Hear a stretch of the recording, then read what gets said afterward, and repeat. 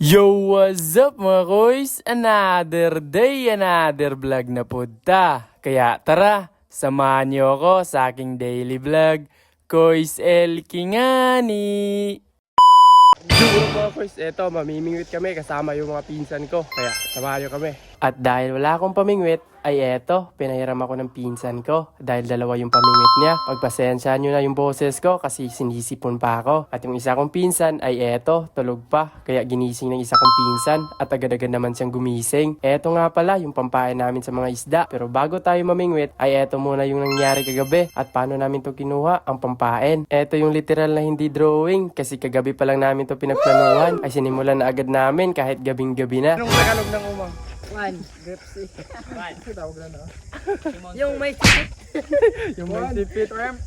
Shrimp. Dito nga pala kami kukuha ng pampain dito sa kapitbahay namin. Bali nasa harapan lang pala ng bahay namin tong pagkukunan namin ng pampain. Gagi.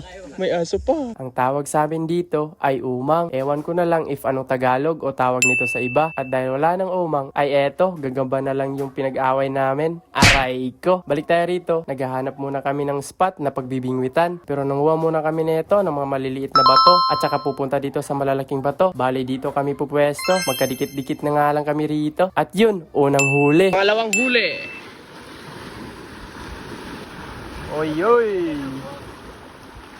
Huli na naman.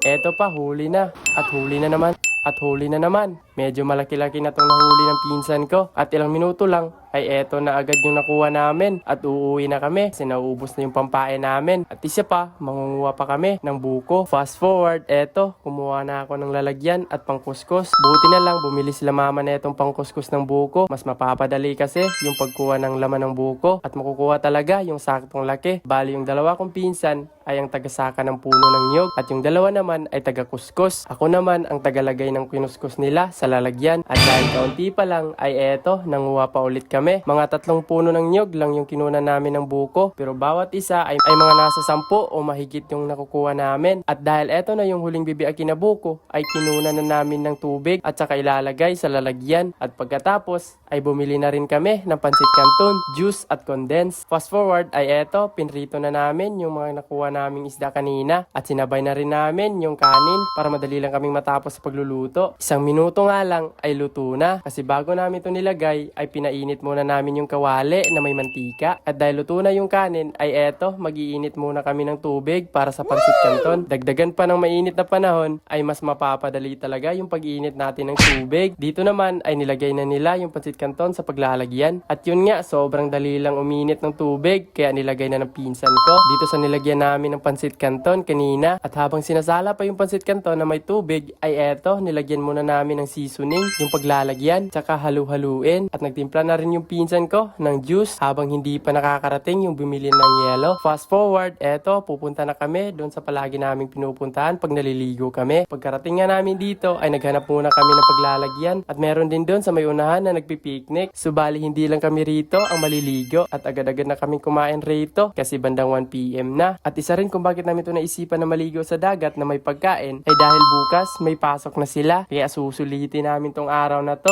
kasi simula bukas ay nasa school na sila. Kami magbabakasyon pa lang. At yun lang mga kuys for today's video.